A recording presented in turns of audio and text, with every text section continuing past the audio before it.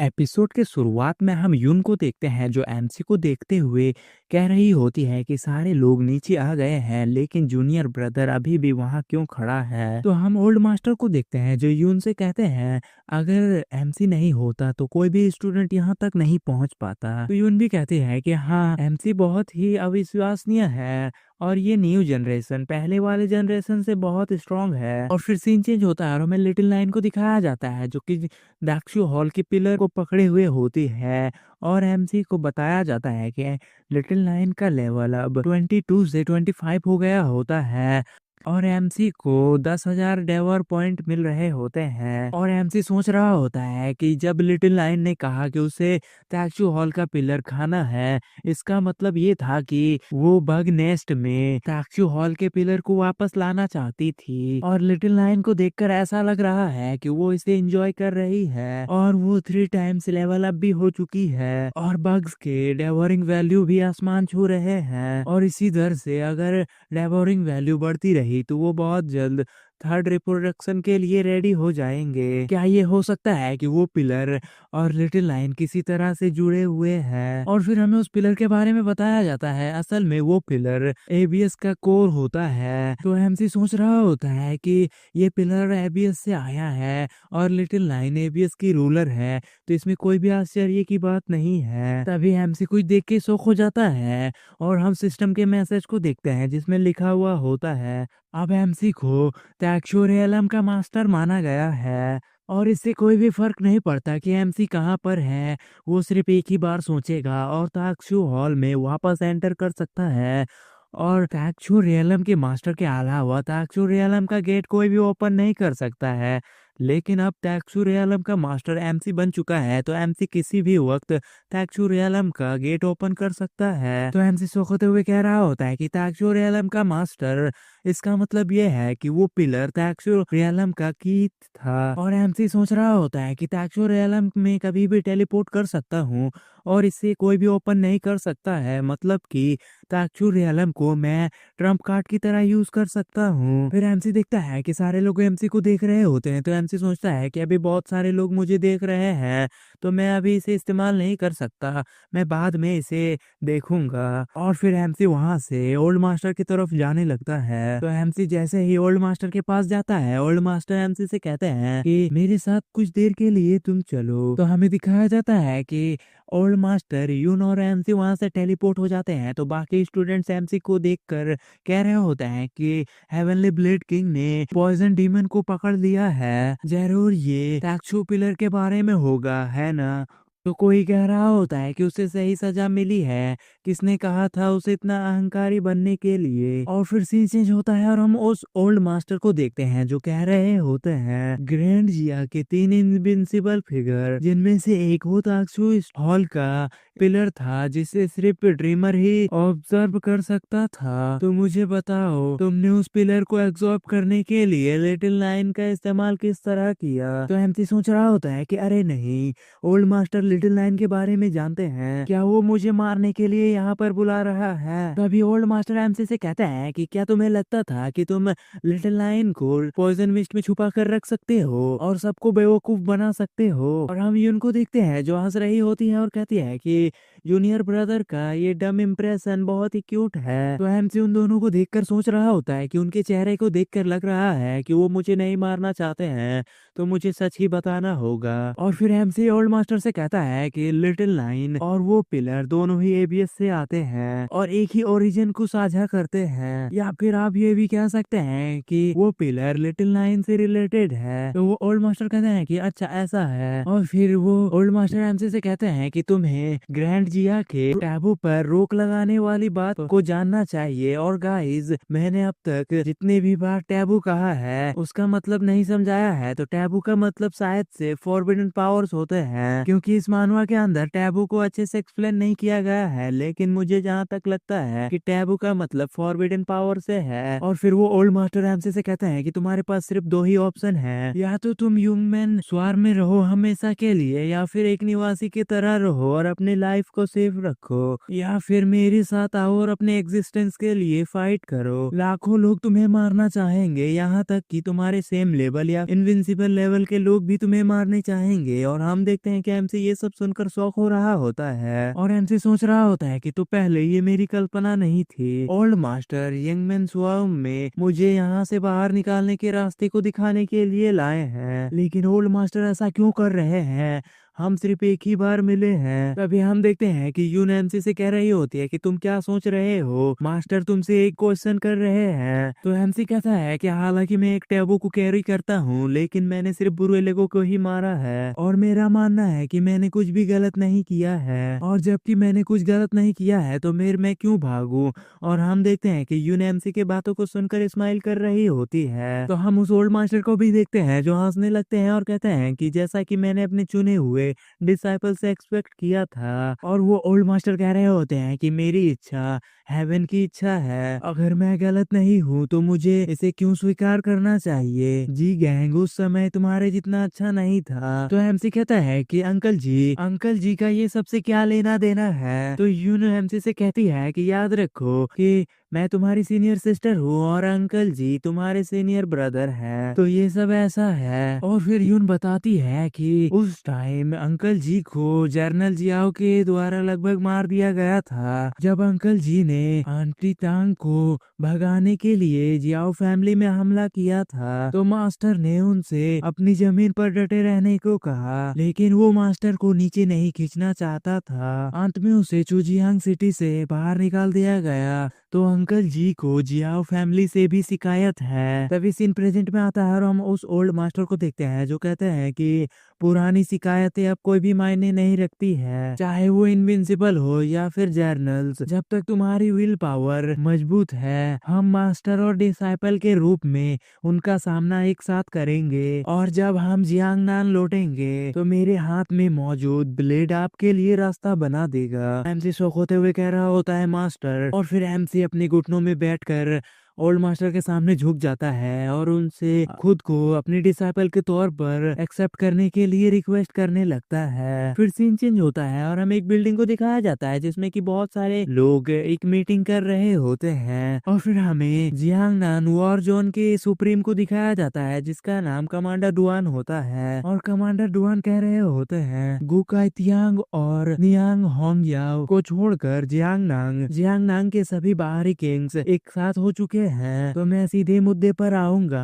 और हमें जांच में पता चला है कि एमसी के पॉइजन मिस्ट के अंदर लिटिल नाइन होती है और ग्रैंड जिया के टैबू पर रोक के नियम अनुसार जो कोई भी टैबू को अवेकन करता है या फिर टैबू जैसी चीजों को रखता है उसे बिना किसी मर्जी के मार देना चाहिए। तो आप सब क्या सोचते हैं? तो हमें म्यू हैनियन को दिखाया जाता है जो कि हांग यू का ग्रैंडफादर होता है और वो कह रहे होते हैं कि लिटिल नाइन ने सदियों पहले बहुत ज्यादा डिजास्टर लाया था, लेकिन इस टाइम पर लिटिल नाइन को उस लेवल तक बढ़ाना इम्पॉसिबल है। इसीलिए मेरा मानना है कि एमसी जब तक प्रॉपर सुपरविजन के अंदर है तब तक ये कोई भी बड़ा मुद्दा नहीं होना चाहिए। और इससे बड़ा मुद्दा ये है कि हम लिटिल नाइन को आसानी से ले सकते हैं और उसे नष्ट भी कर सकते हैं। तो एमसी को मारने की कोई भी जरूरत नहीं है। तो हमें तांगवान चिवान को दिखाया जाता है जो कि तांगजिन के फादर होते हैं। वो कहते हैं मैं सीनियर मू के असेसमेंट से सहमत हूँ। ग्रैंड जिया के टाबू पर रोक का नियम 500 साल पहले ही जारी किया गया था। उस टाइम पर ग्रैंड जिया अविश्वसनीय रूप से कमजोर था, लेकिन आज ग्रैंड जिया बहुत स्ट्रॉन्ग है और हम फॉरबिडन मामलों को बहुत ही लचीलेपन के साथ देख सकते हैं। तो हम दो लोगों को देखते हैं जो कि स्माइल करते हुए आपस में कह रहे होते हैं कि अब हम शुरू से ही देख सकते हैं कि एमसी के साथ कौन कौन जुड़ा हुआ है। और एक पर्सन कहता है कि म्यू हैंगयान, मैंने सुना है कि तुम्हारी पोती प्रोटेजी कैंप के दौरान एमसी के बहुत करीब आ गई थी। तो दूसरा पर्सन कह रहा होता है कि एमसी जीजेंग से रिलेटेड है। तांगवांग सुआन, तुम्हारी बेटी भी जीजेंग के साथ खिलवाड़ कर रही है ना? तभी वहाँ पर एक ब्लास्ट होता है और कोई कहता है कि तुम सभी, और हमें दिखाया जाता है कि वहाँ पे उनके कमरे का गेट टूट गया होता है और उनके कमरे के गेट को जिसने तोड़ा होता है वो और कोई नहीं जियाओ बेंताई के ग्रैंडफादर होते हैं। और वो बहुत ही ज्यादा गुस्से में होते हैं। वो सबसे कह रहे होते हैं कि देखते ही मार डालो, जो भी एमसी के बारे में कहेगा बेहतर होगा कि मेरी तलवार से आके पूछो। तो फिर सीन चेंज होता है और हम कमांडर डुआन को देखते हैं जो ओल्ड मास्टर से कह रहे होते हैं कि अगर बीच में जनरल जियाओ नहीं आते तो फिर मैं उस बातचीत में कुछ मदद कर पाता, लेकिन अब तुम अकेले हो तो मैं आशा करता हूँ कि तुम आंख बूंद कर उसकी रक्षा नहीं करोगे और अपने आप को नीचे नहीं घसीटोगे। और फिर कमांडर डुआन कहते हैं कि जनरल जियाओ ने हेवनली पनिशमेंट स्क्वाड को तैनात कर दिया है, वो सभी पास के माउंटेन में छुपे हुए हैं। तभी हम नाइट वॉच के ग्रुप को देखते हैं जो कह रहे होते हैं कि इतना शानदार सेटअप, एमसी और ओल्ड मास्टर को जल्द ही वापस आना चाहिए। तो हम अंकल जी को देखते हैं जो कह रहे होते हैं कि अगर लड़ाई छिड़ जाती है तो मैं और तांगजिन अपनी तलवार को खींच लेंगे, पुराने और नए गिले शिकवे एक साथ ही सुलझा लिए जाएंगे। और अंकल जी रेडी हो जाते हैं और डुआंग फेंग से कहते हैं कि अब नाइट वॉच तुम्हारे हाथों में है। तभी हम कमांडर डुआन को देखते हैं जो अंकल जी को रोकते हुए कह रहे होते हैं कि नहीं, जब तुम शादी के अंदर घुसे थे तब मैं तुम्हारे साथ था और मैं फिर से परेशानी खड़ी कर दूंगा, तो इसे और किसी को मत सौंपना। तो फिर सीन चेंज होता है, हम यूनजियो को देखते हैं जो कह रहे होते हैं कि मेरी तरफ मत देखो, तुम लोगों को एक हीलर की जरूरत है। तो चू बुलोंग कहता है कि दफा हो जाओ,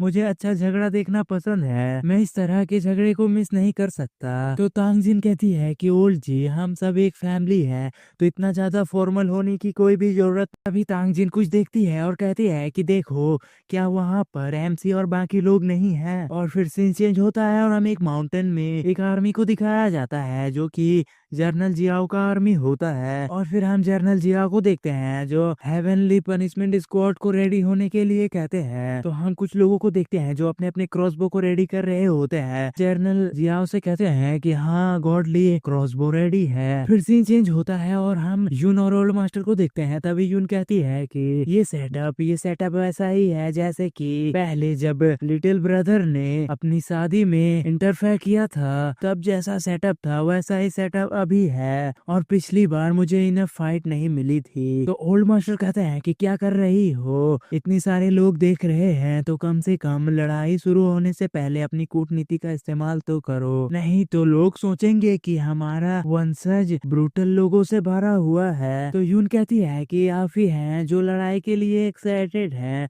जैसा गुरु होता है वैसा ही डिसाइपल भी होगा। और यून एमसी से पूछती है कि क्या तुम मेरे बात से सहमत नहीं हो। और हम देखते हैं कि एमसी अपने इंसेक्ट रियलम में होता है। तो यून देखकर कहती है कि वो फिर से स्पेसिंग कर रहा है। और सीन चेंज होता है और हमें सिस्टम के नोटिफिकेशन को दिखाया जाता है जिसमें लिखा हुआ होता है कि लिटिल नाइन ने अपने थर्ड रिप्रोडक्शन को पूरा कर लिया है और अब इंसेक्ट आर्मी का नंबर 5 मिलियन हो चुका है और लिटिल नाइन का लेवल अब 27 हो गया होता है और लिटिल नाइन अब क्लैमिटी लेवल तक पहुंच चुकी है। तो हम एमसी को देखते हैं जो कह रहा होता है कि बहुत बढ़िया, हम इस फाइट के शुरू होने से पहले ही अपने थर्ड रिप्रोडक्शन को पूरा करने में कामयाब रहे। 5 मिलियन लिटिल नाइन, भले ही हम जनरल जियाओ को हरा ना पाए लेकिन उनके लिए ये टाइम इजी नहीं होगा। अभी हम देखते हैं कि लिटिल नाइन होश में आता है तो यून लिटिल नाइन से कह रही होती है कि जूनियर ब्रदर, वो लोग एक पूरी आर्मी लेके आ रहे हैं तो तुम डरो मत, मैं और मास्टर यहीं पर हैं। तो एमसी कह रहा होता है कि मैं तो डर नहीं रहा सीनियर सिस्टर, लेकिन मुझे लगता है कि मैंने अंकल जी और बाकी लोगों को उस माउंटेन में देखा है और मैं वहां जाकर सबसे पहले उनको एक गिफ्ट देना चाहता हूँ। तो हम देखते हैं कि एमसी वहां से जाने लगता है तो ओल्ड मास्टर एमसी से कहता है कि आगे बढ़ो, वैसे भी हम वहां से बाद में गुजरेंगे। तो हम जियांग को देखते हैं जो एमसी को देखकर कह रहा होता है कि पिछली बार भी मैं उससे इन्हें फाइट नहीं कर पाया था, मुझे उम्मीद है कि ग्रैंडपा करेंगे। तो हम बाईफैंग को देखते हैं जो शौक होते हुए सोच रहा होता है कि तो ये एक टैबू है, तो इसमें कोई भी आश्चर्य वाली बात नहीं है कि वो एक ही पल में बाईफैंग को मारने में सक्षम था, कितनी शर्म की बात है। और तांगिन सोच रही होती है कि वो हिस्ट्री में टैक्चू स्टेप्स को पूरा करने वाला सेकंड पर्सन था। और हम हांगजू को देखते हैं जो एमसी को देखते हुए लुओ से कह रही होती है कि मुझे आश्चर्य है कि मास्टर को पता चलेगा तो वो क्या मदद के लिए आएंगे। तो लुओ कहती है कि आप चिंता करने की कोई भी बात नहीं है, इस पैमाने की लड़ाई हमारे लिमिट्स के बाहर है, तो उस रास्ते से हट जाना ही काफी है। तभी हम देखते हैं कि एमसी नाइट वॉच के ग्रुप के पास पहुंच गया होता है। तो एमसी जैसे ही उतरता है कहता है अंकल जी आंटी त्यांग। फिर एमसी अंकल जी से कहता है कि अंकल जी मैंने आपसे कहा था कि मैं आपको कुछ इपिक ग्रेड के सामान दूंगा, लेकिन मैं उसे हासिल नहीं कर सका। लेकिन मुझे लगता है कि ये चीज भी उतनी ही अच्छी होनी चाहिए। और एमसी अंकल जी के सामने ओरिजिन क्रिस्टल्स को रख देता है। तो और एमसी कह रहा होता है कि ये एक ओरिजिन क्रिस्टल है, और एमसी सोच रहा होता है कि इसके साथ ये सेवेंथ अवेकनिंग की के तौर पर ये अच्छा होगा। और फिर एमसी तांगिन को भी एक स्कार्फ देता है और उससे कहता है कि आंटी तांग ये आपके स्टाइल से परफेक्टली मैच करता है। और फिर एमसी वन फैंग को एक बोब देता है और बुलोंग को एक गोल्डन ग्रेड का वेपन देता है। और इसी तरह एमसी अपने सारे टीममेट्स को कुछ न कुछ आइटम्स दे रहा होता है। तभी सीन चेंज होता है और हम जनरल जियाओ को देखते हैं जो अपनी स्क्वाड से कह रहा होता है कि ऐसा लगता है कि एमसी अब बाहर आ रहा है, तो हेवनली पनिशमेंट स्क्वाड मेरी ऑर्डर का इंतजार करो। तभी जनरल जियाओ के पास कमांडर दुआन आ जाता है और जनरल जियाओ को रुकने के लिए कहता है। और कमांडर दुआन कह रहे होते हैं कि तियान जियाओ कैंप में 100 से ज्यादा जीनियस है और हेवनली ब्लेड किंग भी वहीं पर है, तो हम किसी भी दुर्घटना की संभावना नहीं देख सकते हैं। तो हम जनरल जियाओ को देखते हैं जो कहते हैं अच्छा अगर हेवनली ब्लेड किंग को नहीं पता कि उसके लिए क्या अच्छा है तो हम उसे भी मार डालेंगे। और फिर हमें दिखाया जाता है कि General Xiao Tian Xiao camp के पास चला जाता है और हेवनली ब्लेड किंग से कहने लगता है कि एमसी को मेरे हवाले कर दो और कोई भी गलती करने की कोशिश मत करना। तो हम कमांडर डुआन को देखते हैं जो सोच रहे होते हैं ओल्ड मास्टर मुझे खेद है, आप और जियांग दोनों ही जियांग नान में बहुत ज्यादा इम्पोर्टेंट पर्सन है। अगर हम लड़ेंगे तो जियांग नान को भारी नुकसान होगा, तो एमसी की बलि देना बेहतर है। तो गाइस इससे हमें समझ में आ रहा है कि कमांडर डुआन भी इस फाइट से पीछे हटने की कोशिश में है। तो एपिसोड को देखते रहो और हम देखते हैं कि इस फाइट में क्या होने वाला है, क्योंकि इन सबके डर भरी बातों से समझ में आ रहा है कि ये फाइट बहुत ही ज्यादा इंसेन लेवल का होने वाला है। तो जो लोग भी अब तक एपिसोड को देख रहे हैं वो लोग जल्दी से लाइक शेयर सब्सक्राइब कर दो और इस फाइट को देखे बिना मत जाना, क्योंकि इस एपिसोड का मेन पार्ट ये फाइट ही होने वाला है। फिर सीन चेंज होता है और हम ओल्ड मास्टर को देखते हैं जो कह रहे होते हैं गलती मेरे जीवन में जियांग नांग और ग्रैंड जिया में कोई भी पछतावा नहीं है, तो ये एक गलती कैसे हो सकती है। और फिर वो ओल्ड मास्टर कहते हैं कि ओल्ड फ्रेंड मैं जियांग नान के वॉर जोन से 150 प्रोटेजीज को वापस ले आया हूँ। इतना ही नहीं मैं उन्हें ताक्षु हॉल में भी ले गया। ताक्षु हॉल एक चमत्कारों का स्थान है, कई महान हस्तियों ने इसकी खोज की है लेकिन किसी को भी इसका रास्ता कभी नहीं मिला। तभी हम कुछ लोगों को देखते हैं जो बात कर रहे होते हैं कि मुझे उम्मीद नहीं थी कि हेवनली ब्लेड किंग यहाँ तक पहुँच चुके हैं, हमारे बच्चे डेफिनेटली हमें प्राउड करेंगे। इतने बड़े ग्रेट फेवर के साथ हम बदले में कुछ भी दिए बिना इसे स्वीकार नहीं कर सकते। अगर हम एमसी की सुरक्षा करने के लिए सक्षम नहीं हो सकते हम निश्चित रूप से जियाओ फैमिली का पक्ष भी नहीं ले सकते हैं। और कमांडर डुआन उनसे कह रहे होते हैं कि ताक्षु हॉल अब ये 150 प्रोटेजीज अपनी पावर को ग्रो करेंगे और तियांग नान की ताकत को बढ़ाएंगे। ये कितना महान योगदान होगा। और फिर हमें दिखाया जाता है कि एक स्लैश के वजह से एक पूरा माउंटेन 2 पार्ट में डिवाइड हो गया होता है और वो स्लैश जनरल जियाओ ने लगाया होता है जो गुस्से में कह रहा होता है तुम सब चुप हो जाओ। और हमें दिखाया जाता है कि तियान जियाओ कैंप में बहुत ज्यादा पावर आने लगता है और हमें दिखाया जाता है कि वो पावर जनरल जियाओ का होता है जो अपने फुल पावर को रिलीज कर रहा होता है। और वो कह रहा होता है कि तियान जियाओ एक टैबू को होल्ड करता है, तो ग्रैंड जिया के रूल के हिसाब से एमसी को बिना मर्जी के मरना होगा। और हेवनली ब्लेड किंग तुम कानून के खिलाफ जा रहे हो, ये एक टैबू पर्सन को अपने पास रख रहा है और सारे प्रोटेजी कैंप को सील किया जा रहा है। तो ये क्या योग्यता हुआ, ये एक लापरवाही भरा जुआ है जिससे प्रोटेजी कैंप को खतरे में डाल दिया गया है। और हम देखते हैं कि जनरल जियाओ ने जो स्लैश लगाया होता है उसके वजह से असल में स्काई के 2 टुकड़े हो गए होते हैं। तो सारे लोग ये देख के कह रहे होते हैं कि सी पर चलना और हेवन को पलट देना, तो ये होता है एक जनरल का पावर। ये बहुत ज्यादा भयानक है, हमें शांत रहना चाहिए। तो एक पर्सन कहता है कि ये खत्म हो गया, मैं आगे नहीं बढ़ सकता हूँ। तभी सीन चेंज होता है और हम ओल्ड मास्टर और यून को देखते हैं। यून एमसी को अपने पास बुला रही होती है और वो ओल्ड मास्टर यून से तियानजियाओ कैंप के फ्लाई को कंट्रोल करने के लिए कहता है। और फिर हमें दिखाया जाता है कि जो नाइट वॉच का ग्रुप होता है वो एक शील्ड में कवर हो जाता है और एमसी वहां से तियानजियाओ कैंप की तरफ जाने लगता है। और एमसी जाते हुए अंकल जी से माफी मांगता है और कहता है कि मुझे माफ कर दीजिए, आप लोग इस बैरियर के अंदर ही रहिए और शो का मजा लीजिए। और हम देखते हैं कि अंकल जी एमसी से चिल्लाते हुए कह रहे होते हैं कि तुमने इस बैरियर को कब बनाया। तो एमसी कहता है कि अगर मैं सचमुच इसे नहीं संभाल सकता तो आप लोग मुझे बचा सकते हैं। और फिर हमें उस ओल्ड मास्टर को दिखाया जाता है जो अपने पावर को रिलीज करते हुए अपने ब्लेड को समन करने लगते हैं और हेवनली ब्लेड जो होता है वो उस ओल्ड मास्टर की तरफ आ रहा होता है। तो हम जर्नल जियाओ को देखते हैं जो आसमान में फ्लाई कर रहे होते हैं और उसके पीछे एक सी का टोर्नेडो होता है। तो जर्नल जिया ओल्ड मास्टर से पूछता है कि क्या तुम सचमुच में मुझ पर अपना ब्लेड चलाने वाले हो। तो वो ओल्ड मास्टर जर्नल जिया से कहता है कि क्या एक एट्थ अवेकनिंग के रूप में तुम्हारे पास दर्जनों वाटर एलिमेंट्स और फॉरबिडन स्पेल्स है और मेरे पास एक ब्लेड है, तो तुम किससे डरते हो। तभी हम देखते हैं कि जर्नल जियाओ अपने सामने एक आइस बैरियर को क्रिएट कर लेता है और फिर सीन चेंज होता है और हमें दिखाया जाता है कि कमांडर डुआन ने वो आइस बैरियर क्रिएट किया था और कमांडर डुआन उन दोनों से कह रहा होता है कि तुम दोनों शांत हो जाओ।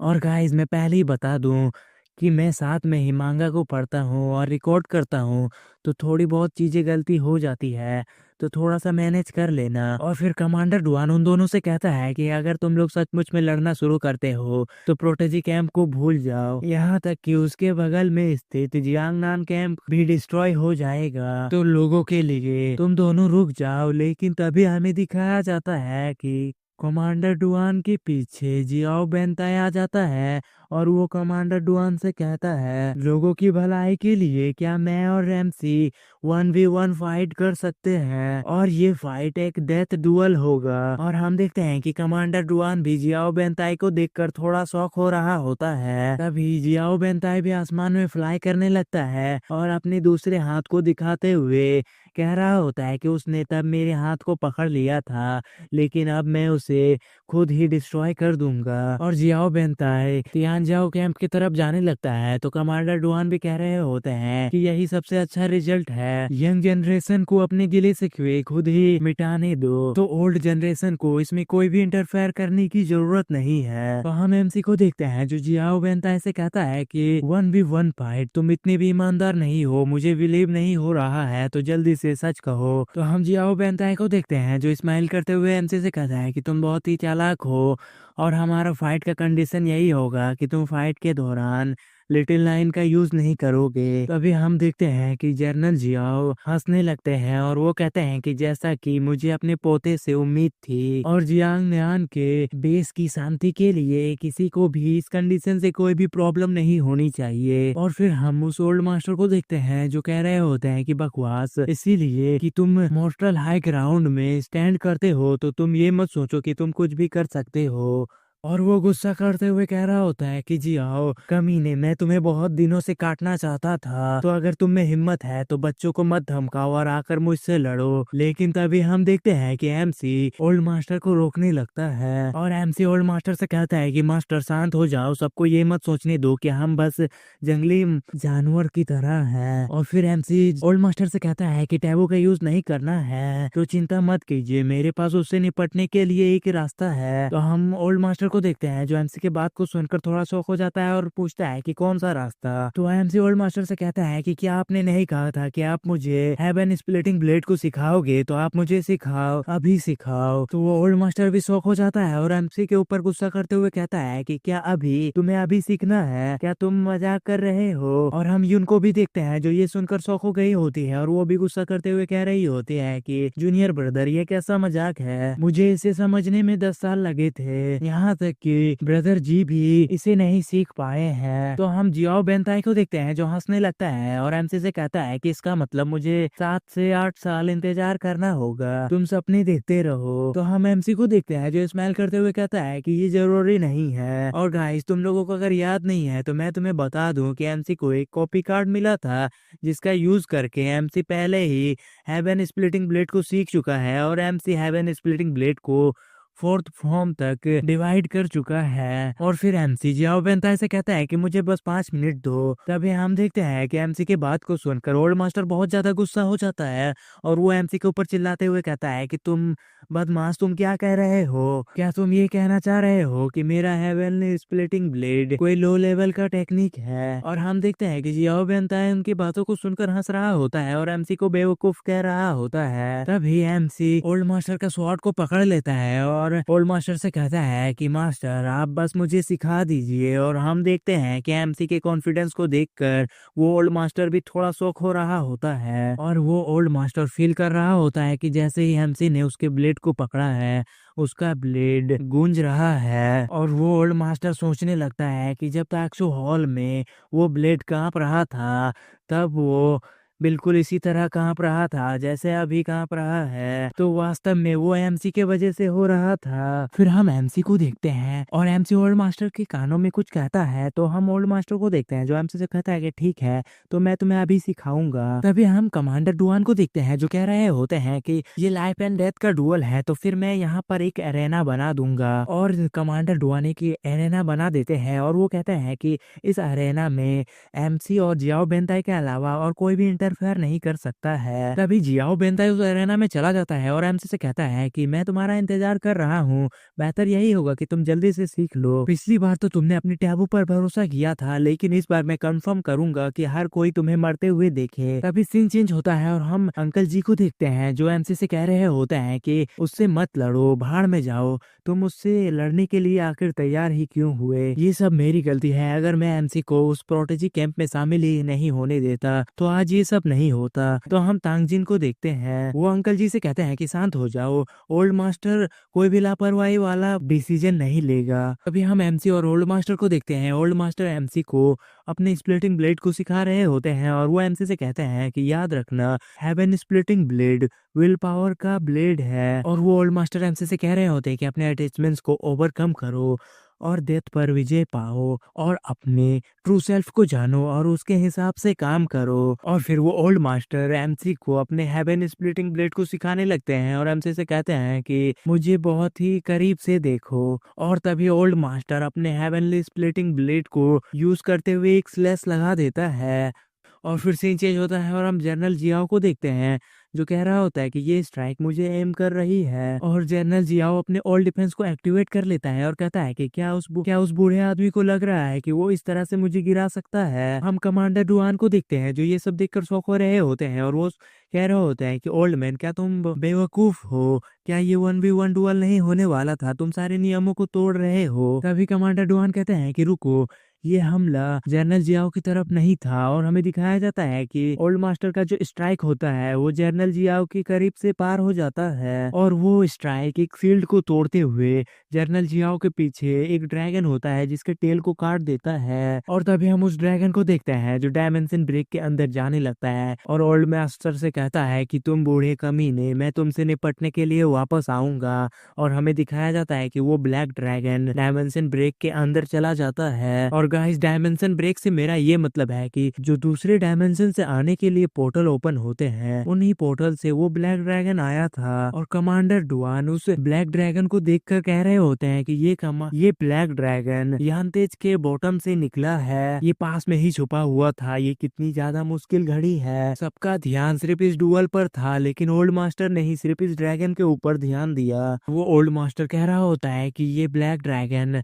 लिटिल लाइन के बाद रहा होगा और इसके कल्टीवेशन लेवल के हिसाब से ये 8 अवेकनिंग के पीक पर होना चाहिए। तो हम कमांडर डुआन को देखते हैं जो ये सब सुनकर बहुत ज्यादा शौक हो जाते हैं और सोच रहे होते हैं कि ओल्ड मास्टर के पास जरूर कुछ स्किल है। तभी हम ओल्ड मास्टर को देखते हैं जो हंसते हुए एमसी से कहने लगता है कि कैसा लगा पहली बार अपने मास्टर को ब्लेड का इस्तेमाल करते हुए देखकर, क्या ये मजेदार नहीं था? तो हम एमसी को देखते हैं जो एक्साइटेड होते हुए वो अपने मास्टर से कहता है कि बहुत बढ़िया। और वो ओल्ड मास्टर हंसते हुए एमसी से पूछता है कि अगर इसे देखा जाए तो क्या तुमने इसे सीखा। अभी हम एमसी को देखते हैं जो स्माइल करता है और अंकल जी के स्वॉर्ड को समन करने लगता है और अंकल जी से कहता है कि अंकल जी अपने स्वॉर्ड को मुझे दे दीजिए। और हम देखते हैं कि अंकल जी भी एमसी को अपनी स्वॉर्ड दे देते हैं। तो हम ओल्ड मास्टर को देखते हैं जो ये सब देखकर थोड़ा शौक होता है और एमसी से पूछते हैं कि क्या तुम अपने मास्टर के स्वॉर्ड को इस्तेमाल नहीं करना चाहते, तो तुम्हें और कहीं जाने की क्या जरूरत है। तो एमसी अपने ओल्ड मास्टर से कहता है कि मास्टर आप एक ही पल में समझ जाएंगे। और फिर एमसी भी फाइट वाले अरेना में जाने लगता है और ओल्ड मास्टर से कहता है कि आप इंतजार कीजिए, जब मैं अपने स्वॉर्ड का इस्तेमाल करूंगा तब आप भी शौक हो जाएंगे। तो हम यून को देखते हैं जो चिंता करते हुए ओल्ड मास्टर से कहते हैं कि मास्टर आप क्या कर रहे हैं, क्या आप जूनियर ब्रदर को मौत के घाट नहीं उतार रहे हैं। और उस जियांग ने सारे बेनिफिट्स को तो ले लिया लेकिन उसने कुछ भी नहीं किया, ये किस तरह का इनविंसिबल है। बिल्कुल नहीं, मैं अपने जूनियर ब्रदर को वहां से निकालूंगी। तभी यून आगे बढ़ने की कोशिश करती है लेकिन वो एक ही जगह पे फ्रीज हो जाती है। तो यून कहती है कि मैं हिल नहीं पा रही हूँ। तो ओल्ड मास्टर कहता है कि ये डेथ डुअल उन दोनों के बीच में हेवन और अर्थ से हो रही है, तो उस एरेना में सिर्फ उन दोनों के अलावा और कोई भी एंटर नहीं कर सकता है। और जियांग पहले ही यहाँ पर आ चुका है, वो वॉइड में है, वो अपने आप को यहाँ पर रिवील नहीं कर रहा है। और गाइस अभी जिस जियांग की बात हो रही है वो असल में जियांग के फादर की बात हो रही है। और हम युन को देखते हैं जो ये सुनकर सोच रही होती है कि जियांग का प्रेजेंस सारे जनरल्स को हार मानने में मजबूर कर सकता है, यही है ट्रू पावर इनविंसिबल पर्सन की। और फिर यून टेंशन लेते हुए कहने लगती है कि क्या मैंने उसके बारे में कुछ बातें की, नहीं ऐसा नहीं है। तो ओल्ड मास्टर यून से कहते हैं कि जियांग अभी इस वक्त जियांग नान में बड़ी इमेज बनाए रखना चाहता है, तो वो जियांग नान में उतना नहीं दिखता है। तो यून कहती है कि बड़ी इमेज के लिए वो एमसी का बलिदान देने के लिए तैयार है। तो ओल्ड मास्टर कहते हैं कि एमसी का बलि देने के बारे में किसी ने कुछ नहीं कहा है, क्या मैंने उसे हेवन स्प्लिटिंग ब्लेड नहीं सिखाया। तो यून भी ये सुनकर शौक हो गई होती है। तभी सीन चेंज होता है और हम एमसी और जियाओ बेंताई को देखते हैं जो एक दूसरे के आमने सामने खड़े होते हैं। और जियाओ बेंताई एमसी से कह रहा होता है कि क्या तुम लोग पागल हो, क्या तुम सोचते हो कि हेवन स्प्लिटिंग ब्लेड कोई बेकार टेक्निक है जिसे तुम एक बार ही देखकर सीख सकते हो। तो हम एमसी को देखते हैं जो अपने ब्लेड को आगे करते हुए जियाओ बेंताई से कहता है कि चाहे वो टेक्निक कचरा हो या ना हो, वो कुछ ही देर में पता चल जाएगा। तो जियाओ बेंताई अपने पावर को रिलीज करते हुए कहता है कि दिखावटी बकवास, मैं ये देखने के लिए बहुत ज्यादा उत्सुक हूँ, लिटिल लाइन के बिना तुम क्या करोगे, तुम मुझसे फाइट करने का प्लान कैसे बनाते हो। तभी हम वाईफेंग को देखते हैं जो जियांग से पूछ रहा होता है कि तुम्हारे हिसाब से कौन जीतेगा। तो हम जियांग को देखते हैं जो शौक हुए कहता है कि अगर वो लिटिल लाइन का इस्तेमाल करेगा तो जियाओ बेंता ही नहीं, यहाँ तक कि मैं भी। तभी वाईफेंग कहता है कि लेकिन नियम तो ये है कि वो लिटिल लाइन का इस्तेमाल नहीं करेगा। तो जियांग कहता है कि तो फिर एमसी निश्चिंत रूप से मारा जाएगा। और जियाओ बेंताई ने असफलताओं के बाद अपने स्वॉर्ड हार्ट को फिर से बनाया है और वो पहले से भी ज्यादा स्ट्रॉन्ग है। और उसके हाथ में जो स्वॉर्ड है वो ग्रैंड जिया की डिवाइन वेपन है और जिसका रैंक 20th है पूरे ग्रैंड जिया डिवाइन वेपन लिस्ट में। अभी हम जियाओ बेंताई को देखते हैं जो एमसी से कहता है कि आओ मैं तुम्हें पहला अटैक करने का मौका देता हूँ। मून सोल्स पावर के सामने तुम्हारा टूटा हुआ ब्लेड का होनर होगा जो वो मून सोल पावर के साथ फाइट करने वाला है। हम एमसी को देखते हैं जो स्माइल करते हुए अपनी स्वॉर्ड एनर्जी को एक्टिवेट करने लगता है और जियाओ बेंताई से कहता है कि इतना बकवास काफी है और मास्टर आप अपने डिसाइपल के ब्लेड को देखते रहिए। तभी MC heaven splitting blade blade of humanity को यूज करता है और एक स्लैश कर देता है और उस स्लैश से फिजिकल डैमेज नहीं पड़ता है लेकिन वो स्लैश से सोल को डैमेज पड़ता है। और वो स्ट्राइक का बहुत ज्यादा प्रेशर भी होता है जिसे देखकर जियाओ बेंताई पूरी तरह से शॉक हो गया होता है। और हम देखते हैं कि उस स्ट्राइक का इतना ज्यादा प्रेशर होता है कि वहाँ पे जो लोग एमसी और जियाओ बेंताई की फाइट को देख रहे होते हैं वो लोग भी उस प्रेशर के इफेक्ट के अंदर आ रहे होते हैं। वो लोग कह रहे होते हैं कि ये क्या हो रहा है, मेरी आंखें दर्द कर रही है। तभी हम यून को देखते हैं जो एक शील्ड बना देती है और कहती है कि सारे कमजोर सोल पावर वाले अपनी आंखें बंद कर लो। तो हम ओल्ड मास्टर को देखते हैं जो बहुत ज्यादा शौक होते हुए सोच रहा होता है कि उस छोटे बच्चे ने वास्तव में इसे सीख लिया। और फिर हम जियाओ बेंताई को देखते हैं जिसको एमसी के अटैक से कुछ भी नहीं हुआ होता है और जियाओ बेंताई कह रहा होता है कि क्योंकि तुम्हारा अटैक सिर्फ सोल्स को डैमेज करता है। तो क्या हेवनली स्प्लिटिंग ब्लेड वाला तुम्हारा स्किल कमजोर है सिर्फ सोल पर अटैक? क्या तुम नहीं जानते कि जियाओ फैमिली स्ट्रॉन्ग सोल के लिए भी बहुत ज्यादा पॉपुलर है? फिर जियाओ बेंता एक अटैक करता है जिसका नाम स्टार एंड मून होता है। उस अटैक की वजह से वहाँ पर एक मून आ जाता है और जियाओ बेंता एमसी के ऊपर मून एंड स्टार स्लैश कर देता है। तो हम एमसी को देखते हैं जो शांत खड़ा होता है। तभी फिर हम एमसी को देखते हैं जो अटैक करता है और अंकल जी से कहता है कि अंकल जी, जो पहला ब्लेड था उसका नाम ब्लेड ऑफ ह्यूमैनिटी है और अब दूसरा। और फिर एमसी दूसरा स्ट्राइक करता है और कहता है कि ये सिर्फ सोल को अटैक नहीं करता है बल्कि ये फिजिकल अटैक करता है। और एमसी के दूसरे अटैक का नाम ब्लेड ऑफ अर्थ होता है और हमें दिखाया जाता है कि एमसी का इस बार का स्ट्राइक इतना पावरफुल होता है कि जियाओ बेंताई का जो मून होता है वो एमसी के स्ट्राइक की वजह से 2 पार्ट्स में डिवाइड हो जाता है। और साथ ही साथ एमसी का स्ट्राइक जियाओ बेंताई को भी घायल कर देता है। तो जियाओ बेंताई शॉक होते हुए कहता है कि ये क्या है, ये कैसे पॉसिबल हो सकता है? और तभी हम देखते हैं कि कमांडर डुआन भी ये देखकर शॉक हो गए होते हैं और कमांडर डुआन देखते हैं कि एमसी की स्ट्राइक की वजह से वो अरेना एक्सप्लोड होने वाला होता है। तो कमांडर डुआन कह रहे होते हैं कि ये नहीं हो सकता, इस डेथ डुअल से पहले ही लगता है कि ये अरेना एक्सप्लोड हो जाएगी, ये कैसे पॉसिबल हो सकता है? एक सेकेंड अवेकनिंग वाला पर्सन ऐसा कैसे कर सकता है? तभी हम देखते हैं कि कमांडर डुआन उस अरेना को अपने वर्प से सेफ रखने की कोशिश करने लगता है और हम देखते हैं कि एमसी का स्ट्राइक इतना पावरफुल होता है कि अभी भी जियाओ बेंताई उसे डॉज कर रहा होता है और वो बहुत ही मुश्किल से एमसी के स्ट्राइक को रोक रहा होता है। तो जियाओ बेंताई सोचता है कि मुझे इसे किसी भी तरह रोकना होगा, अगर मैं इसे नहीं रोक पाऊंगा तो मैं मारा जाऊंगा। और जियाओ बेंताई कह रहा होता है कि नॉर्थ वेस्ट को देखो और वहां पर तैरते बादलों को देखो, स्वॉर्ड को हजारों मील तक ऊपर ले जाना होगा। और फिर जियाओ बेंताई कहता है फॉरबिडन स्पेल अनलिमिटेड इनकारनेट। फिर सीन चेंज होता है और हमें दिखाया जाता है कि जितने भी स्टूडेंट्स के पास स्वॉर्ड होते हैं वो सारे स्वॉर्ड अनकंट्रोल हो जाते हैं। तो वो सारे स्टूडेंट्स भी कह रहे होते हैं कि मेरी स्वॉर्ड अनकंट्रोल हो गई है और वो सब फ्लाई करने लगते हैं। सारे स्टूडेंट्स कह रहे होते हैं कि ये किस प्रकार का भयानक फॉरबिडन स्पेल है और हमें दिखाया जाता है कि वो सारे स्वॉर्ड्स मिलकर एक बड़े स्वॉर्ड में बदल गए होते हैं और वैसा और किसी ने नहीं जियाओ बेंताई ने किया होता है।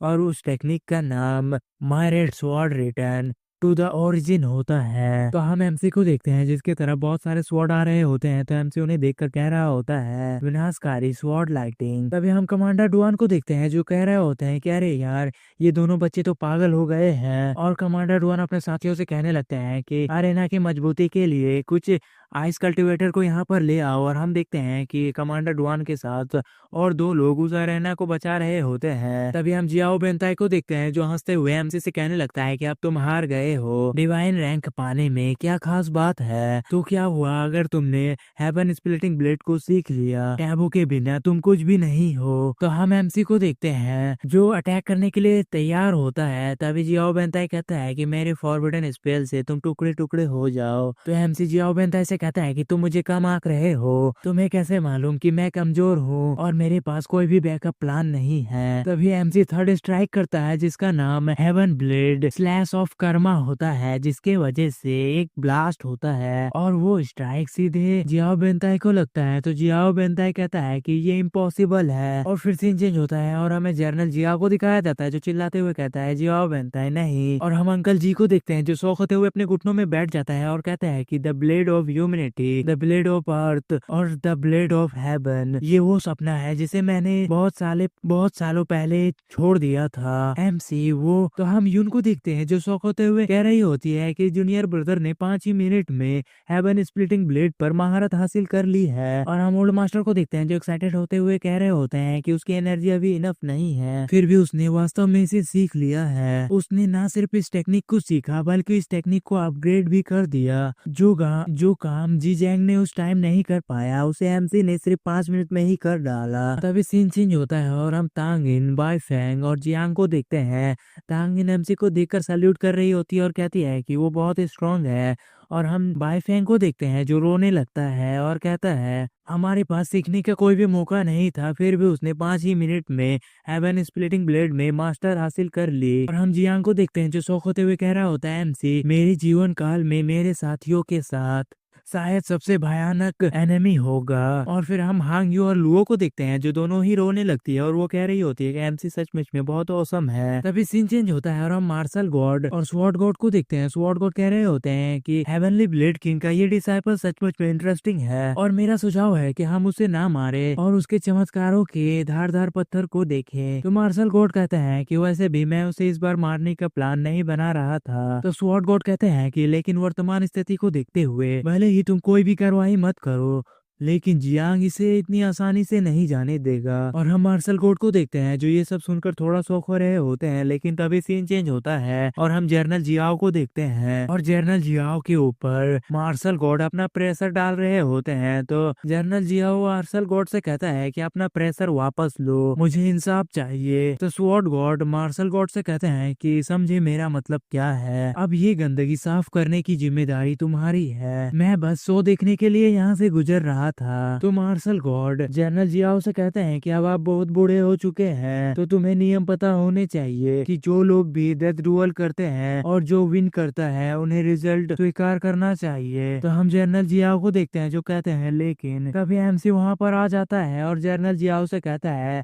कि मेरे पास चौथा स्ट्राइक भी है, आओ देखो और बताओ ये अच्छा है या नहीं है। और एमसी अपने ओल्ड मास्टर से कहता है कि इस स्ट्राइक के साथ आपका डिसाइपल अंकल जी, आंटी त्यांग और इस वर्ल्ड के सारे लोगों के लिए खड़ा होगा और उस व्यक्ति को काट डालेगा जो इसके लायक है। तो हम ओल्ड मास्टर को देखते हैं जो शौक होते हुए एमसी को रुकने के लिए कहने लगते हैं और कहता है कि रुको, तुम क्या काटने की कोशिश कर रहे हो। तो हम यून को देखते हैं जो डरते हुए कह रही होती है कि जूनियर ब्रदर जनरल जियाओ के ऊपर अपनी तलवार तान रहा है।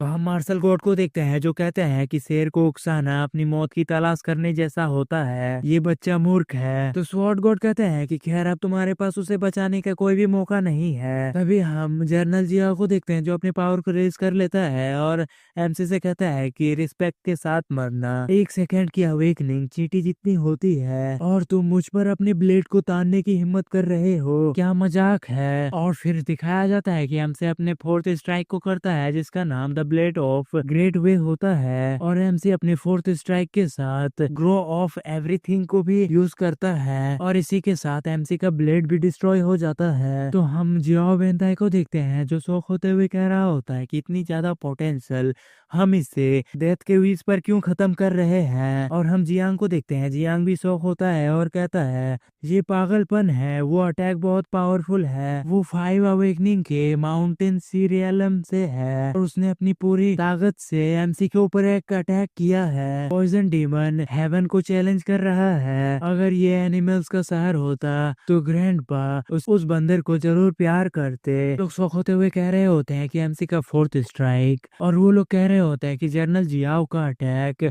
एमसी के हड़ताल के सिद्धांतों के प्रतीक है और एमसी को हमारे डाउस एक्ट में शामिल होना चाहिए। अभी हम जनरल जियाओ को देखते हैं जो एमसी से कह रहे होता है कि यहाँ तक कि तुम्हारे मास्टर भी मुझे परेशान नहीं कर सकता है और तुम एक फ्रेश फेस वाले बदमाश मुझे चैलेंज करने की हिम्मत करते हो। और वो अपने एक ही उंगली से एमसी के अटैक को काउंटर कर देता है और वो एमसी से कहता है कि और तुम ये सोचते हो कि इस छोटी चीजों से तुम मुझे हरा सकते हो। तभी हमें दिखाया जाता है कि हमसे अपने इंसेक्ट आर्मी में जनरल जियाओ को घेर लेता है। तो जनरल जियाओ भी शौक होते हुए कह रहे होते हैं कि ये क्या है, क्या ये लिटिल लाइन है। तो हम एमसी को देखते हैं जो जनरल जियाओ से कहता है कि क्या तुम्हें ऐसा लगता है कि मुझे नहीं पता कि मेरा स्ट्राइक तुम्हें नहीं मार पाएगा। ब्लेड लाइफ अभी सिर्फ एक कंटेनर थी और आखिरकार हमने ये कभी नहीं कहा कि हम इस फाइट में टैबू का इस्तेमाल नहीं कर सकेंगे। ये 1 लाख लिटिल लाइन्स हैं। और ये सुनकर जनरल जियाओ भी बहुत ज्यादा शौक हो गए होते हैं। तभी हमसे स्माइल करता है और कहता है सेल्फ डिस्ट्रक्ट और हमें दिखाया जाता है कि जनरल जियाओ के पास बहुत ज्यादा ब्लास्ट होने लगता है और हम देखते हैं कि जनरल जियाओ उस ब्लास्ट के स्मोक में कवर हो रहे होते हैं और जनरल जियाओ उस ब्लास्ट के स्मोक में कवर हो जाते हैं।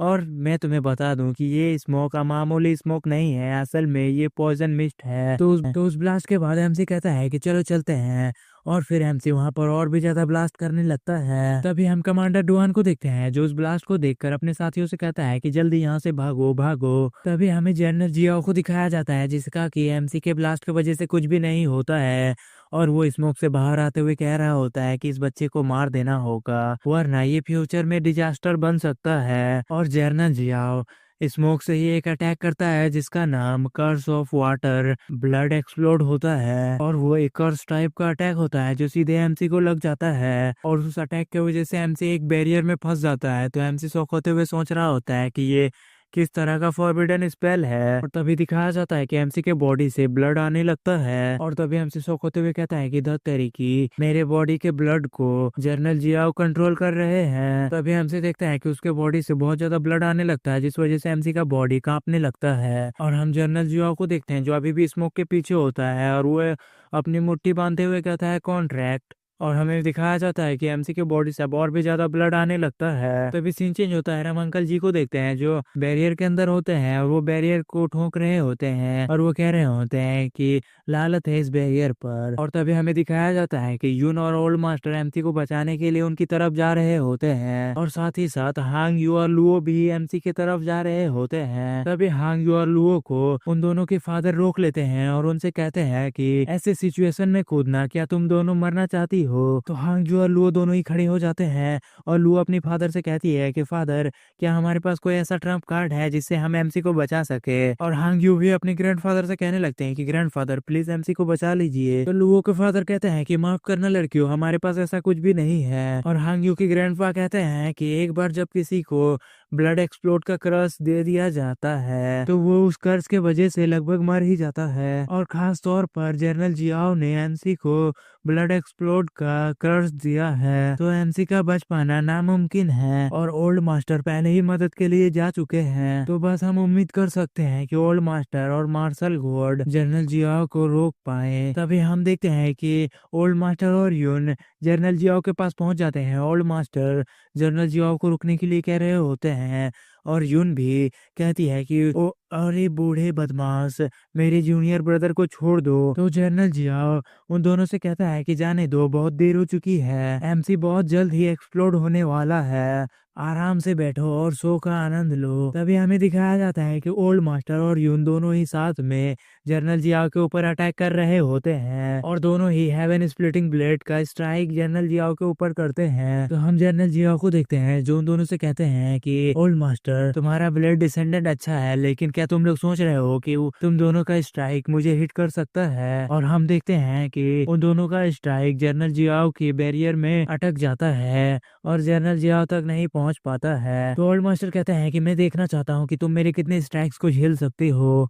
तो यून भी कहती है कि मास्टर चलो हम उसे टुकड़े टुकड़े में बांटते हैं, और फिर हमें एमसी को दिखाया जाता है जो कि बैरियर के अंदर होता है, और उसके ब्लड और उसके बॉडी से कंटिन्यूसली ब्लड आ रहे होते हैं जिसके वजह से एमसी का हालत बुरा हो गया होता है। तभी हम जनरल जियाओ को देखते हैं जो एमसी के ब्लड को और भी तेजी से बाहर निकालने लगता है, और वो देखकर ओल्ड मास्टर और यून बहुत ज्यादा शौक हो रहे होते हैं। तभी जनरल जिया उन दोनों से कहता है कि तुम दोनों का डिसाइपल अब अपनी लिमिट्स पर है तो उसे अलविदा कहो। और फिर हमें एमसी को दिखाया जाता है जो ऑलमोस्ट मर चुका होता है, और फिर हमें दिखाया जाता है कि एमसी की बॉडी फूलने लगती है।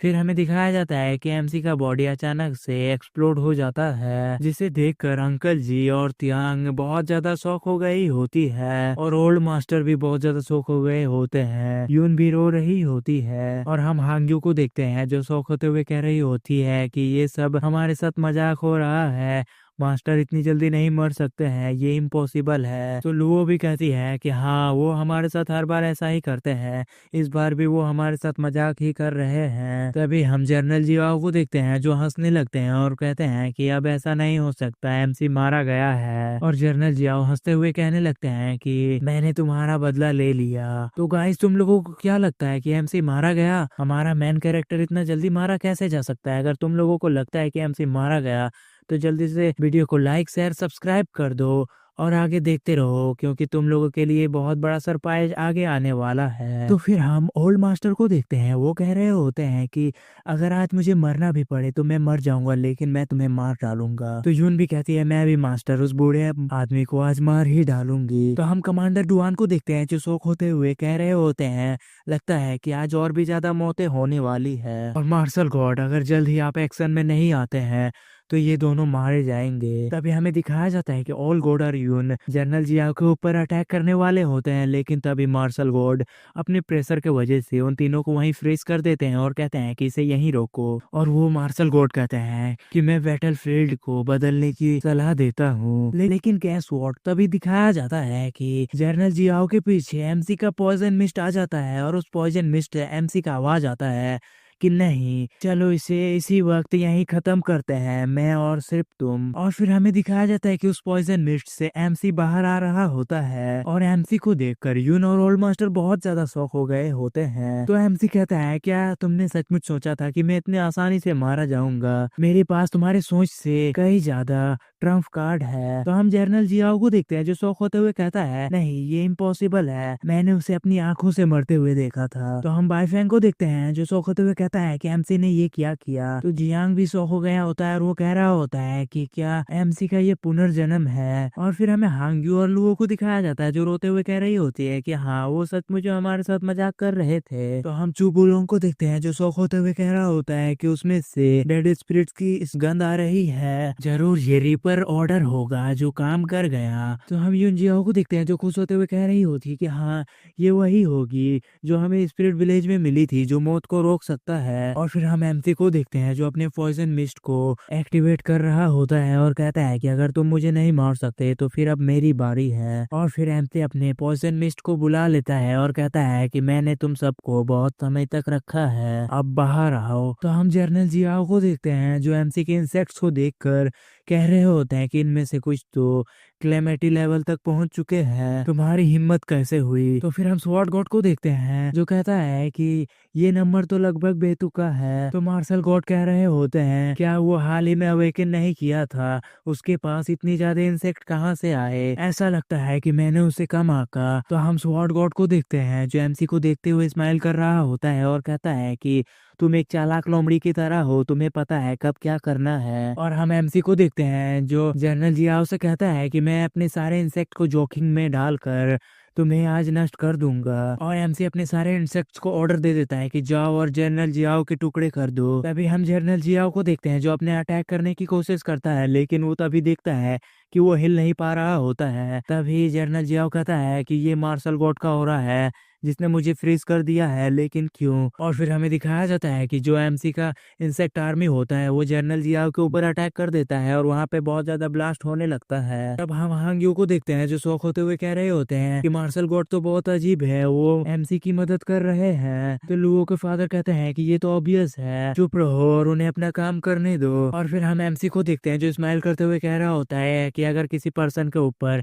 1 लाख इंसेक्ट अटैक करे और वो काउंटर अटैक ना कर पाए तो फिर हम उसे मार डालेंगे। और अगर कोई 100 मिलियन इंसेक्ट को वॉर्न करता है तो हमें इसके बारे में अच्छा होना चाहिए। और अगर किसी के पास 1 बिलियन या फिर 10 बिलियन इंसेक्ट आर्मी हुआ तो फिर हम उसे पूर्वज की तरह मान सकते हैं। तो इसका वॉरियर गॉड के डिसीजन से क्या लेना देना, इसके बारे में सोचो। तभी एमसी कहता है कि मुझे मिल गया। और फिर एमसी कहता है कि ग्रेट जिया किसी भी टैबू होल्डर के साथ रिस्क नहीं लेगा और उन्हें तुरंत ही मार देगा। और अगर उन लोगों ने हेवन स्प्लिटिंग ब्लेड का इस्तेमाल करना सीख लिया तो ग्रेट जिया उन पर नजर डालेगा, लेकिन उन्हें और भी ज्यादा स्ट्रिक्ट कर दिया जाएगा। लेकिन एमसी जिसे इतनी कम टाइम में इतनी एक्स्ट्रा ऑर्डिनरी पावर्स मिल चुकी है तो उसे स्पेशल ट्रीटमेंट मिलेगी। तभी हमें स्मोक के अंदर जनरल जियाओ को दिखाया जाता है जो बहुत ही गुस्से में होते हैं और कह रहे होते हैं तुम सब नर्क में जाओ, ग्रैंड जिया के हर हिस्से को नर्क में जाना चाहिए। और फिर जनरल जियाओ एमसी के एक्सप्लोड वाले स्मोक से बाहर आते हुए एमसी से कह रहा होता है कि तुम मुझे इतनी आसानी से नहीं मार पाओगे, मेरे पास ट्रम्प कार्ड है। तभी एमसी फिर से जनरल जियाओ के ऊपर और भी ज्यादा ब्लास्ट कर देता है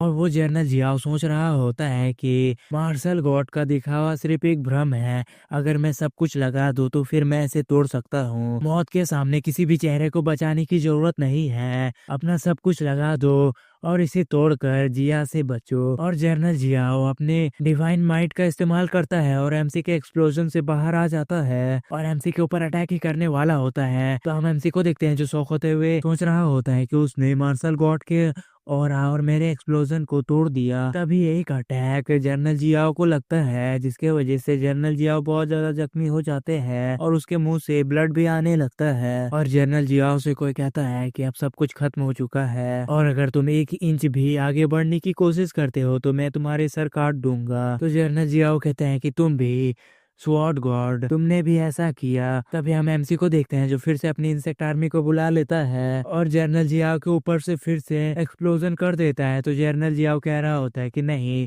तुम मेरे साथ ऐसा व्यवहार नहीं कर सकते हो। मैंने इस देश के लिए अपनी जान भी जोखिम में डाली थी। मैंने बीस्ट को मार डाला और एंशिएंट चर्च को भी हरा डाला। मैं वो फिलर हूँ जो ग्रैंड जिया का समर्थन करता है। और हमें दिखाया जाता है कि एमसी के एक्सप्लोजन के वजह से जनरल जियाओ को बॉडी डिस्ट्रॉय होने लगता है और जनरल जियाओ डिस्ट्रॉय होते हुए कह रहा होता है, एमसी तुम सचमुच में मुझे मारोगे, ये मुझे यकीन नहीं था। तो एमसी जनरल जियाओ से कहता है कि तुम्हारा शरीर पहले ही जा चुका है, सिर्फ अपनी आत्मा के साथ तुम अभी भी बेवकूफी भरी सवाल कर रहे हो। तो जनरल जियाओ कहता है कि एमसी तुम गलत हो, मैं तुम्हारा मुआवजा दूंगा। पूरा जियाओ फैमिली में जो भी हो मैं तुम्हें दूंगा, प्लीज मुझे छोड़ दो। तो हम एमसी को देखते हैं जो स्माइल करते हुए कहता है, मास्टर अंकल जी आपको क्या लगता है। और हमें दिखाया जाता है कि यून, ओल्ड मास्टर और अंकल जी तीनों ही ये सुनकर बहुत ज्यादा शौक हो गए होते हैं कि जनरल जियाओ एमसी से अपनी जान के लिए भीख मांग रहा है। अभी हम जनरल जियाओ को देखते हैं जो मरते हुए मार्शल गॉड से अपनी जान बचाने के लिए भीख मांग रहा होता है। और जनरल जियाओ मार्शल गॉड से कहता है कि अगर तुम मुझे बचाते हो तो मैं डंजन्स में फाइट करने के लिए भी तैयार हूँ। हम मार्शल गॉड को देखते हैं जो जनरल जियाओ से कहते हैं कि जियांगनांग के जनरल के तौर पर तुम्हारे भ्रष्ट पावरों के और लोगों पर अत्याचार करने के दोष पर मैं तुम्हें कैसे बचा सकता हूँ। तो जनरल जियाओ भी मानते हैं कि मैं सबके ऊपर अत्याचार करता हूँ। तो मार्शल गॉड कहते हैं, ये देखते हुए कि तुमने देश को कितना लाभ पहुंचाया है, मैं तुम्हारी सारी ट्रेजर्स को छीन लूंगा और तुम एक अभिशाप के साथ डाले जाओगे। और जब तक तुम मर नहीं जाते तब तक वो तुम्हारे साथ एक मोहर के तौर पर होगा। तुम्हें फाइट करने के लिए डेंजर्स में भी भेजा जाएगा। तो क्या तुम्हें ये सब एक्सेप्ट है। जनरल जियाओ कहते हैं कि हाँ मुझे ये सब एक्सेप्ट है। तभी मार्शल गॉड को ये मैजिक करते हैं जिसकी वजह से जनरल जियाओ वहीं पर गिर जाते हैं। और जनरल जियाओ से कहते हैं कि जैसे ही तुम भागने की कोशिश करोगे तुम एक्सप्लोड हो जाओगे और मारे जाओगे। तो हम एमसी को देखते हैं जो सोच रहा होता है कि क्या इनमें से किसी एक की शक्ति है। ग्रेट जिया के 3 महान गॉड्स, ये उनकी शक्ति का एक अंश है। फिर एमसी के पीछे मार्शल गॉड आ जाते हैं और एमसी से पूछते हैं कि छोटे क्या तुम इस फैसले से खुश हो, क्या ये फैसला तुम्हारे अंदर के गुस्से को शांत करता है।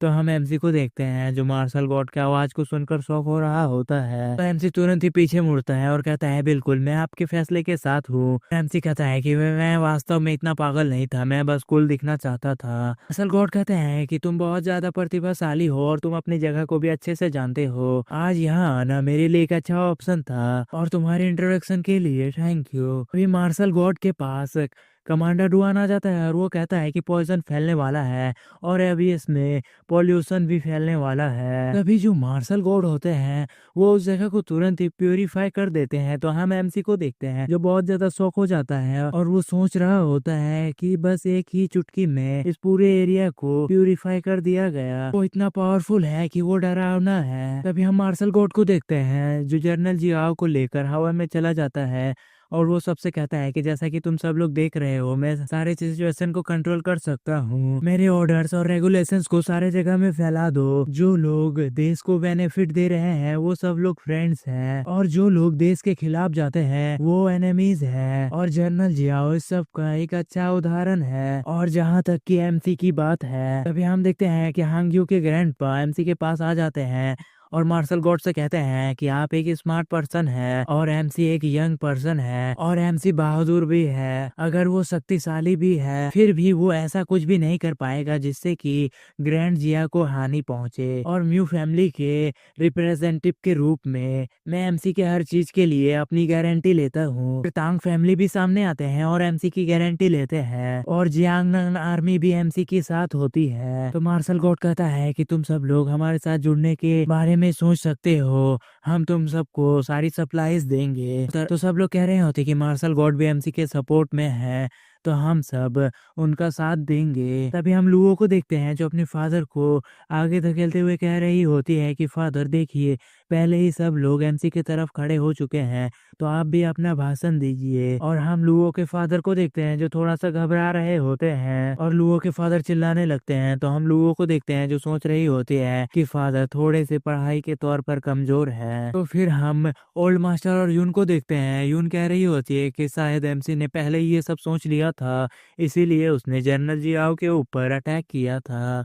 इसका मतलब एमसी एक मास्टरमाइंड है। तो ओल्ड मास्टर कहते हैं कि शायद एमसी ने पहले ही ये सब सोच लिया, इसीलिए उसने जनरल जियाओ के ऊपर अटैक किया था। तो यून कहती है कि तो फिर एमसी एक मास्टरमाइंड है। तो ओल्ड मास्टर कहते हैं कि जनरल जियाओ के अपराधों के बारे में हर कोई जानता था, तो अगर एमसी का हाथ इसमें ना होता तो वो लोग इतनी जल्दी एक्शन में नहीं आते। तो यून कहती है कि समझ गई, लिटिल नाइन पहले ही आ चुकी थी, तो अगर इसे छुपाया जाता तो ये और भी ज्यादा गंभीर हो जाती। आगे आकर अपनी पूरी ताकत दिखाना ही सबसे अच्छा तरीका था। तो ओल्ड मास्टर कहते हैं हाँ, आखिरकार लिटिल नाइन ऐसी चीज है जिससे हर कोई डरता है, लेकिन इस लड़ाई की वजह से उसके सारे लिटिल नाइन्स एक्सप्लोड हो गए। ठीक है, लेकिन एमसी और भी ज्यादा रिप्रोडक्शन कर सकता है और उसने अपने लेवल अप के साथ जरूर ही उसने कुछ न कुछ लिटिल नाइन्स को तो बचा ही लिया होगा। तभी डाउ डिसेंडेंट्स जो होते हैं वो एमसी को अपने ग्रुप में ज्वाइन करने के लिए कह रहे होते हैं और फिर बताया जाता है कि क्यूआई फैमिली भी एमसी को अपने फैमिली में शामिल करना चाहते हैं। तो एमसी सोच रहा होता है कि ये वैसा ही हो रहा है जैसा कि मैंने उम्मीद की थी। अगर मैं सच कह रहा हूँ तो मुझे बड़ा हंगामा खड़ा करना चाहिए। तो हम मार्शल गोड को देखते हैं जो एमसी से कहता है कि अगर सारे लोगों ने तुम्हारे साइड से कहा है तो मुझे और कुछ भी कहने की जरूरत नहीं है। और एमसी तुम अपनी जगह को जानो और अपनी पावर्स को अच्छे से इस्तेमाल करो। तो एमसी कहता है कि हाँ सर, मैं समझ गया। तो मार्शल गोड कहता है कि 10 दिन बाद ग्रैंड जिया का महान दिन है। यहाँ पर तुम सभी के लिए एक छोटा सा बोनस रिवॉर्ड है। जो भी हेवन में फर्स्ट रैंक पाएगा उसे पेनल्टी फुल रिसोर्सेस और रिसप्लाईज मिलेंगे। ये सब एक छोटे से बोनस के लिए बहुत बढ़िया है। तो हम एमसी को देखते हैं जो उस वक्त होते हुए कह रहा होता है कि हालांकि हेवन रैंक टूर्नामेंट के दौरान मैं लिटिल नाइन का इस्तेमाल नहीं कर पाऊंगा। तो एमसी सोच रहा होता है कि क्या वो जियांग के पीछे हो सकता है। तो फिर एमसी कहता है कि नहीं, अगर ऐसा होता तो नियम बदलने का कोई भी कारण नहीं होता। और एमसी सोच रहा होता है कि मैं नहीं बता सकता कि वो क्या कर रहा है। तभी एमसी मार्शल गॉड से कहता है कि हाँ सर, मैं लिटिल नाइन का इस्तेमाल नहीं करूंगा। तो मार्शल गॉड कहता है कि तुम्हें सिखाना सचमुच बहुत आसान है। तो हम एमसी को देखते हैं जो सोच रहा होता है कि ये ठीक है, अगर मैं लिटिल नाइन का इस्तेमाल नहीं कर सकता तो हर बार जब मैं एक खोज पूरी करता हूँ तो मुझे हर बार एक नया पैटर्न बग मिलता है। रुको, क्या ये वो जांचने की कोशिश कर रहा है कि लिटिल नाइन के बिना मैं कितना ज्यादा पावरफुल हूँ? बढ़िया, मैं उसे निराश नहीं करूंगा। तभी हम मार्शल गॉड को देखते हैं जो कहता है ठीक है, अब सफाई का समय हो गया। और हमें दिखाया जाता है कि वो एक डायमेंशन पोर्टल ओपन कर रहा होता है। तो सब लोग कह रहे होते हैं कि मार्शल गॉड ने पॉइजन को पहले ही साफ कर दिया है, तो अब वो क्या साफ करने की कोशिश कर रहे हैं। तभी मार्शल गॉड वो डायमेंशनल पोर्टल ओपन करते हुए कह रहा होता है, बड़े सपने देखने वाले, अब काम करने का समय आ गया है। और वो कहता है ग्रेट जिया की कमांडर द ड्रीमर। और हमें दिखाया जाता है कि उस पोर्टल से टेडी बाहर आता है और वो मार्शल गॉड कह रहे होते हैं कि द ग्रेट जिया की 3 सबसे स्ट्रॉन्गेस्ट वॉरियर में से एक। और फिर हमें दिखाया जाता है कि उस पोर्टल में से एक लड़की बाहर आती है जो टेडी के ड्रेस में होती है और उसके हाथ में भी एक टेडी होता है। और वो लड़की उबासी लेते हुए कह रही होती है कि मैं बहुत ज्यादा थकी हूँ। तो गाइस, हमारा आज का एपिसोड यहीं पे खत्म होता है। तो जिसने भी अभी तक वीडियो को देखा है वो लोग लाइक कर देना, कमेंट कर देना और अपने सारे दोस्तों को शेयर भी कर देना। और जिसने भी सब्सक्राइब नहीं किया वो लोग सब्सक्राइब कर दो और जल्दी से हमारे 10 के सब्सक्राइबर्स कंप्लीट करवा दो। मिलते हैं नेक्स्ट वीडियो में, तब तक के लिए बाय।